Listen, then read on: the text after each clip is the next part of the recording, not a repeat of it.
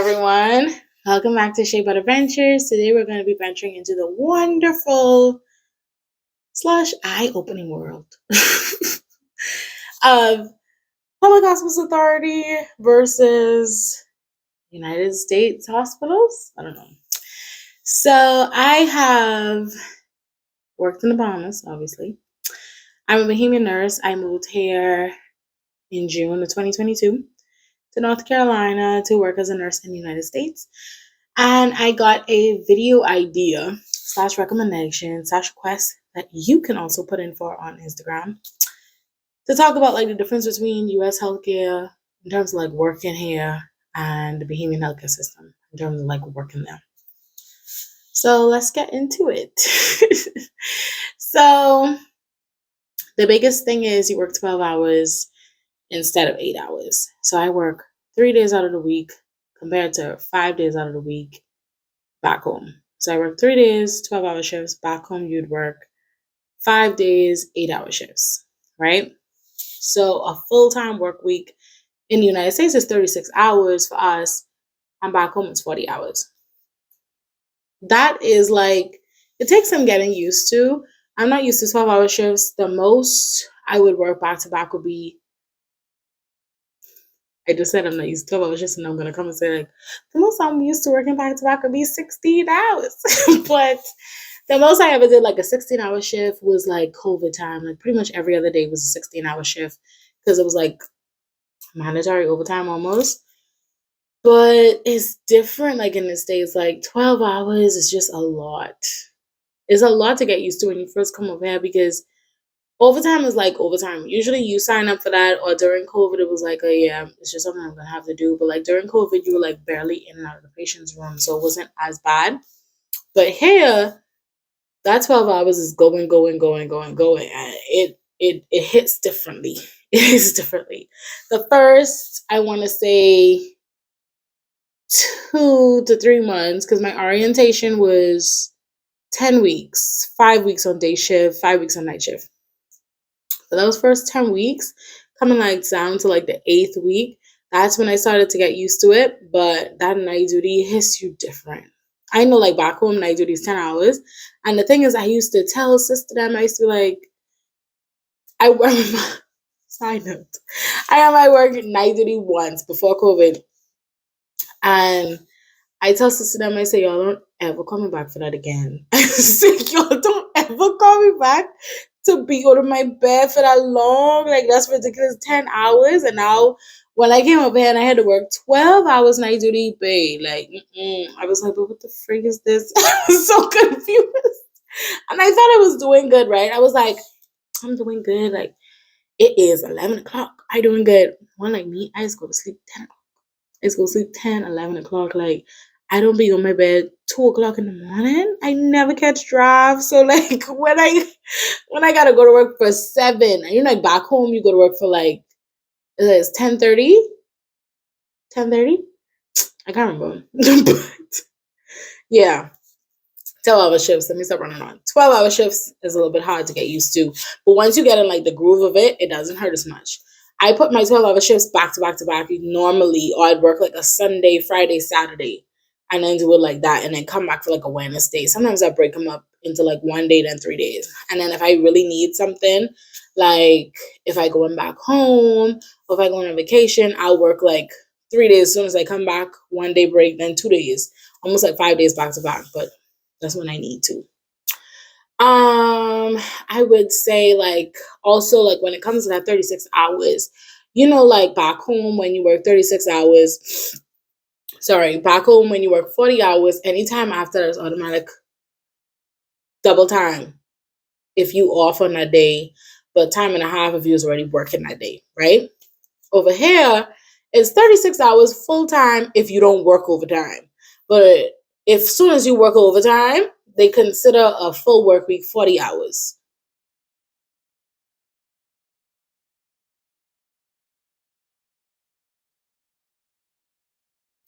Yeah. So when you sign up to like work for these agencies or like work for these hospitals, and you see you making like $30 an hour, maybe $32 an hour on a weekend, and you be like, oh my gosh, like as soon as I work one extra shift, I could be making like almost $50 an hour for 12 hours. No. You could be making $50 an hour for 4 hours because your 36 hours have to make it to 80. So let me explain that. You get paid once every 2 weeks over here, right? Which means if you work overtime, you have to make it to 80 hours before you could get paid overtime money.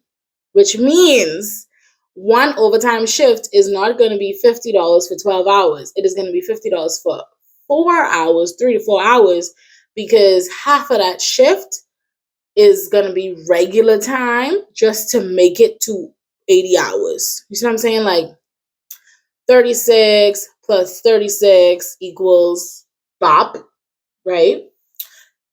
Don't judge me. 36 plus 36 equals BOP. But you need BOP to get to BOP. See what I'm saying?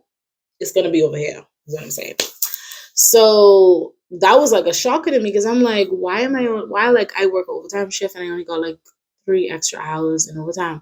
Oh, because a regular work week is 40 hours. I'm like, but if it's okay for like regular shift and not anyway. I am the people in the country. I'm not complaining. So yeah, that's one of the big things. Second big thing is computer system. Epic. Y'all. I like Epic and I don't like Epic. I thought I was gonna absolutely adore computer charting, right? I thought it was gonna be like, oh my gosh, this is where it's at. I'll just click, click, click, click, click, type, type, type, type, type. Every once in a blue moon, I'm good. It's a lot. Like when I first started learning, like every so often it'd just be like, oh, Tanisha, I'm sure you didn't realize. And I feel like that's what gets us too. It's like back home, like I've been a nurse for 3.5 years when I was back home. So like I pretty much knew the ropes. Like I knew what to do and whatever. And then when you come over here, it's like this brand new computer system, brand new people you're working with, like all these other different stuff. But the computer system is honestly, I feel like the biggest just thing to me. So I was the first international nurse for my hospital. So when I went to the training, I was the only nurse. I was like separate and apart from everybody else because they just really wanted me to understand Epic. And I appreciate them for that because I came from paper charting. I didn't make it a secret that I came from paper charting. I tell people don't make nothing a secret.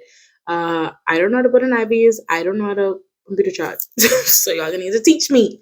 So yeah, I didn't know how to computer chart. They gave me my own instructor, my own classroom, 2 days just of Epic training.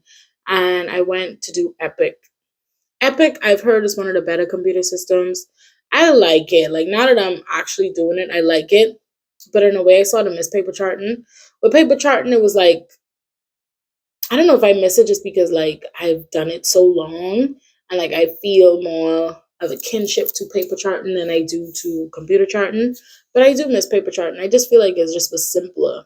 Like you're more scale, you do that, and it just was like click, click, click, your fluid balance sheet, type, type, like input, input, input. But like now it's just like it's easy on computer, I won't lie, but I feel like I don't know. I just feel in my mind, I honestly feel like paper charting is a little bit simpler, but computer charting is easier, if that makes sense. I feel like with computer charting, you just get so much options. Sometimes you get so overwhelmed because like there's a place to put everything. And if you're new, like me, you don't know the place that some things go. So like you always gotta ask questions. And it's just like back home, like I knew where stuff was. I only got like 4 pieces of paper and I knew where stuff went. That's how I felt. Moving on. So we've already went over hours, overtime, computer charting versus paper charting. What else is different from back home? The pay. Duh. But we ain't going now. Obviously, that's like one of the biggest driving forces of us leaving. The pay and the working conditions. Pay, like, the ACs work. My next point. Your accents. Y'all. I used to be thinking I talking just like them. I used to be like, "Babe, how could you not understand what it is? Like I'm literally putting it down Just pick it up. like, but like my coworkers, because they live in the South, like I'm in North Carolina, so their Southern accent is be kicking it. I have one doctor. He, I don't know if he been in the South long, and then he grew up in Louisiana. But child, one time this man to come to me, and I was just staring at him like this. And he's like, yeah, you know, and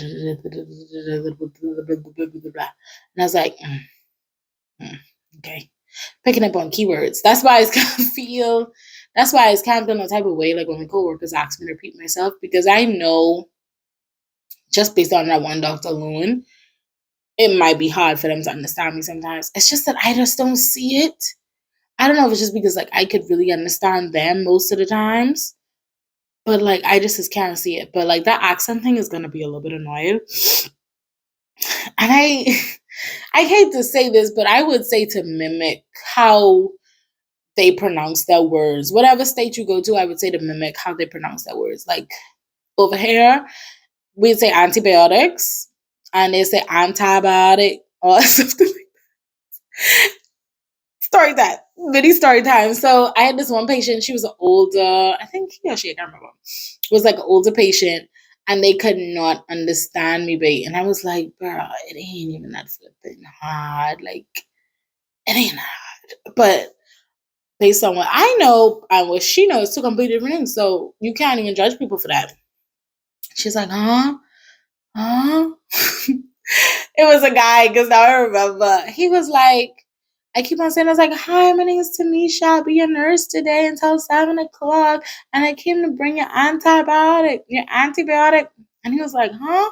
And I thought he was like hard of hearing, because like a lot of our patients like older. So I was like, my name is Tamisha. I will be your nurse until 7 o'clock. I came to bring your antibiotic. And he was like, there's no problem with my hearing. I just can't understand you. He was that nice. I ain't gonna lie. He really was nice. And I was like, oh.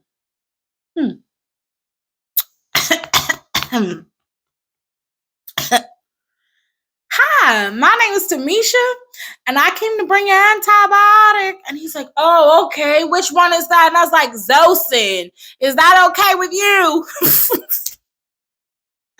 Y'all, I kid you not. True story. And this man understood me after that. And I was like, okay. I feel like the younger people sort of could like pick it up a lot. And maybe he was a little bit hard of hearing or whatever.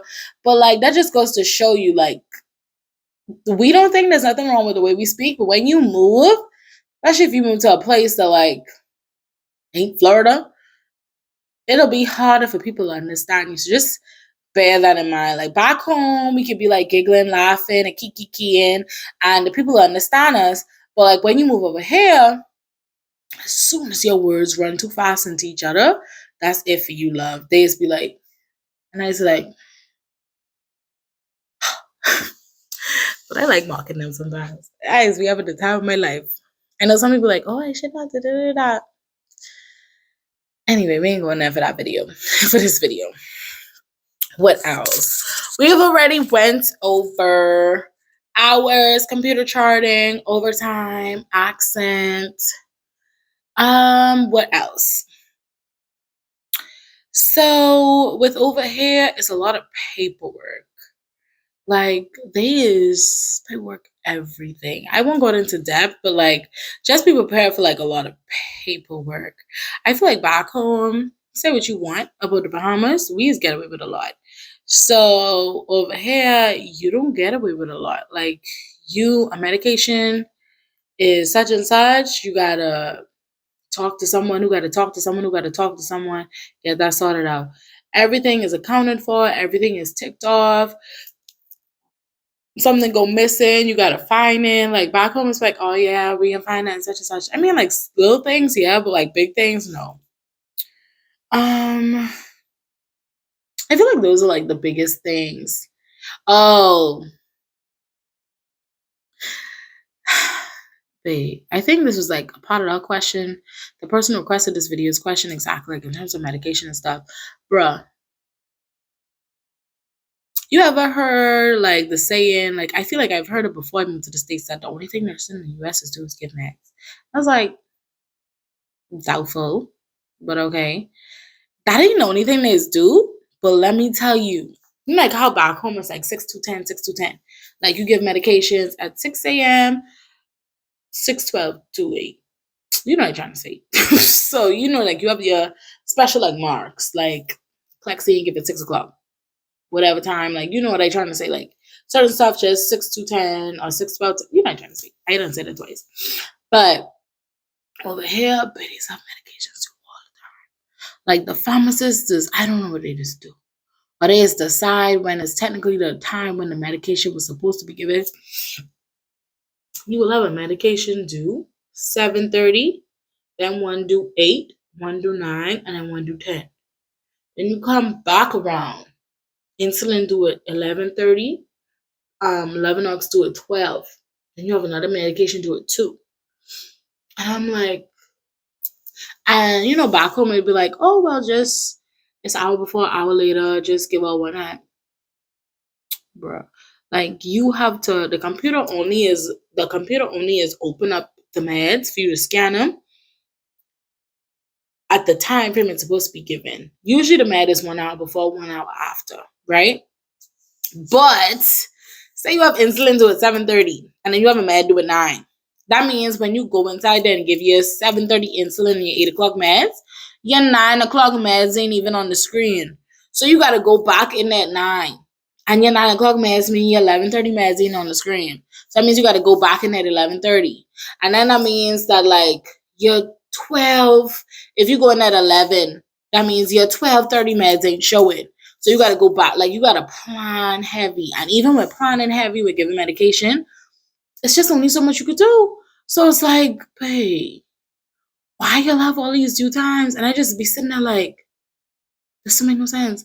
And then like, you know, like back home, like the doctors have doctors on the sheet. And you should be like, you know, I had such and such. Or usually the meds be pretty much the same all the time. And doctors be throwing in meds every time of the day, every hour of the day. Just like, so you would legit, you would have just gone in the room 30 minutes ago. And as soon as you come out of the room, they throw in another medication. So now it's like, wow, that's crazy. You didn't think to put that in when you put in the other 10? You put that in 5 hours later? Literally. You put that in 5 hours later? And ain't nothing you could do. You just could be like, oh, okay, thank you.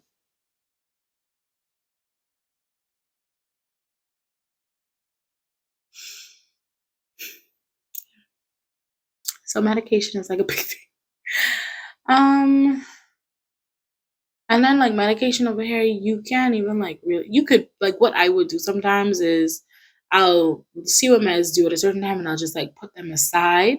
But you can't really like take them up because over here you have to scan all your medications into the computer. So you can't open your pockets. So most I do is just put them aside. So that I could be like, okay, well, at least when it's 12 o'clock, I know these are 12 o'clocks.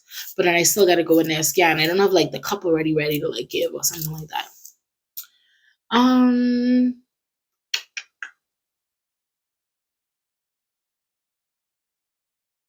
I feel like that's it in terms of like Bahamian nursing versus US nursing. I'll be honest with you, the biggest culture shocks is gonna be that time management thing, computer, and depending on where you get sent, the culture in general like is gonna be different. The atmosphere in general is gonna be different. You just have to prepare yourself for that. The fact is, when we were back home, we were the majorities in the country. Like we were Bahamians in the Bahamas, or you would be Jamaicans in Jamaica, or the Filipinos in the Philippines. Wherever you're from, you would be basically the majority. Now you're moving to a country where you will be the minority. I don't care how much of your race or it ain't race.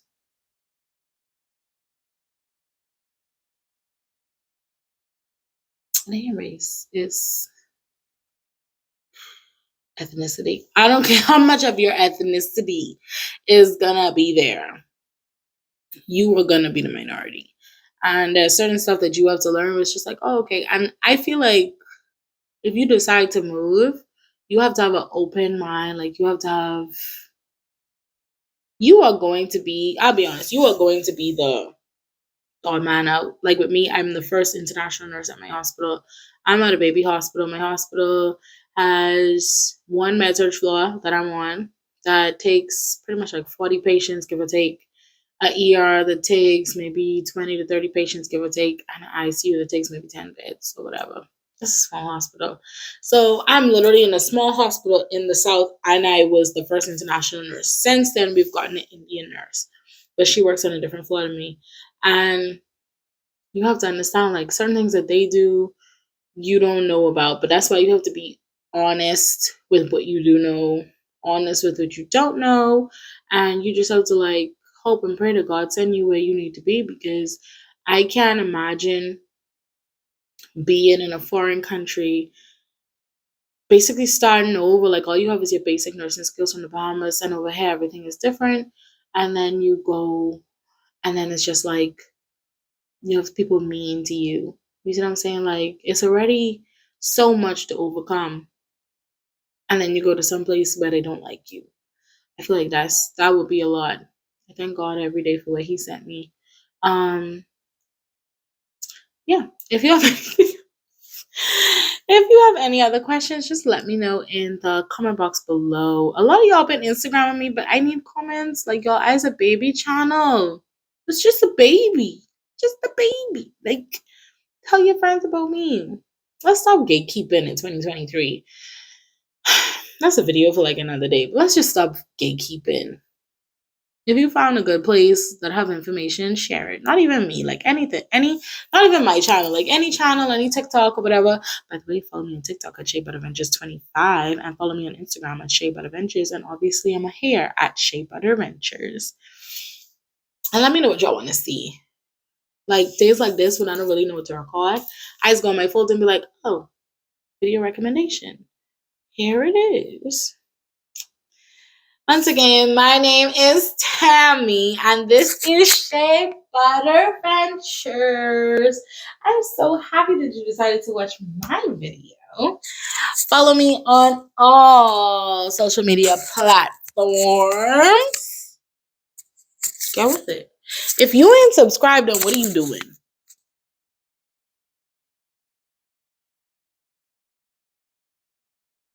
If you ain't subscribed, then what are you doing?